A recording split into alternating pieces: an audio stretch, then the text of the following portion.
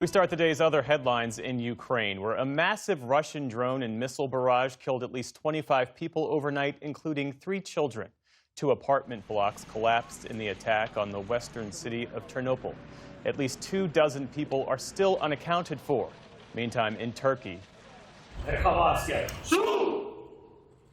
Ukrainian leader Volodymyr Zelensky met with Turkey's president today, with both leaders expressing their commitment to a peaceful settlement to the war. Turkey has strong ties to Russia, and Zelensky is hoping that President Erdogan can help convince Russia to end the fighting. We talked substantively about the situation in diplomacy.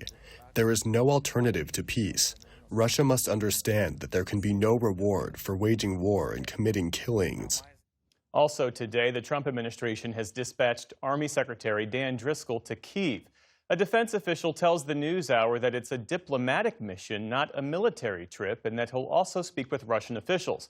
It comes amid reports that the U.S. and Russia are hammering out a proposal for ending the war without the involvement of Ukraine. Israel's military stepped up its strikes on southern Lebanon today as it targets what it says are Hezbollah weapons storage facilities. Israel says Hezbollah fighters are regrouping in the area but did not provide evidence. The group says it has abided by the terms of a ceasefire that require Hezbollah to end its military presence along their shared border. The attacks come a day after an Israeli airstrike killed 13 people at a Palestinian refugee camp in Lebanon. It was the deadliest incident since the ceasefire started a year ago. In North Carolina, federal immigration agents have expanded their operations to include the state's capital, Raleigh.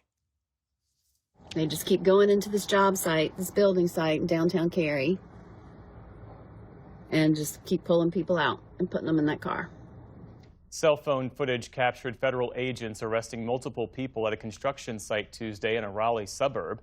Meantime, in Charlotte, Homeland Security officials said today that more than 250 people have been arrested since an operation started there last weekend. That's about double the figure from earlier this week. Onlookers at a shopping mall yesterday described one such arrest. When we got here, he was on the ground, and they had their rifles pointed at him, and he was just screaming for help. North Carolina has become the latest focus of the Trump administration's crackdown on illegal immigration following similar enforcement efforts in cities like Los Angeles and Chicago. Federal officials have provided few details on those arrested. The U.S. trade deficit dropped sharply in August as President Trump's global tariffs took effect. The Commerce Department reported a 24% fall in what the U.S. bought from other countries compared to what it sold. It's one of the first concrete examples of the economic impact of the Trump global tariffs, which took effect on August 7th. Today's report was delayed by more than 7 weeks because of the government shutdown. AI giant NVIDIA posted quarterly results this afternoon that surged past expectations. The company generated $57 billion in quarterly revenue and provided stronger than expected sales guidance.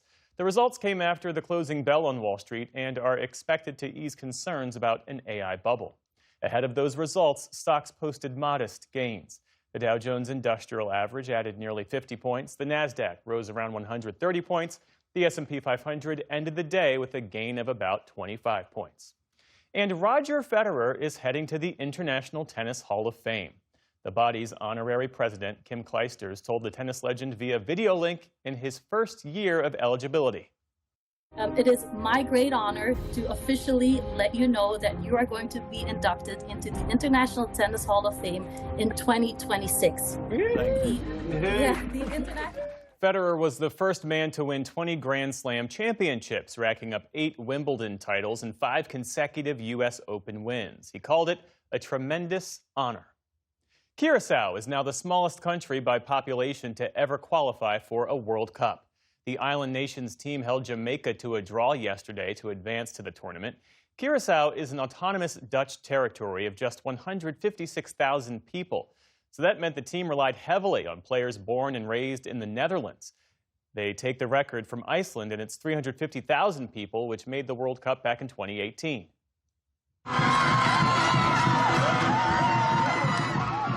Fans celebrated the achievement in Curaçao's capital last night, saying their time had come. I think we deserve this, and then we are now going directly to the World Cup with our players. It's time to celebrate for us right now. And Haiti soccer fans also have reason to celebrate. Their team is heading to the World Cup after beating Nicaragua yesterday. It'll be the first time Haiti will play in the tournament since it was held in West Germany back in 1974. Still to come on the NewsHour, a new PBS News poll shows Democrats with an edge ahead of next year's midterm elections. The benefits and risks of more artificial intelligence being used in K-12 education. And a new exhibition showcases the pioneering work of fashion designer Andrew Ginn.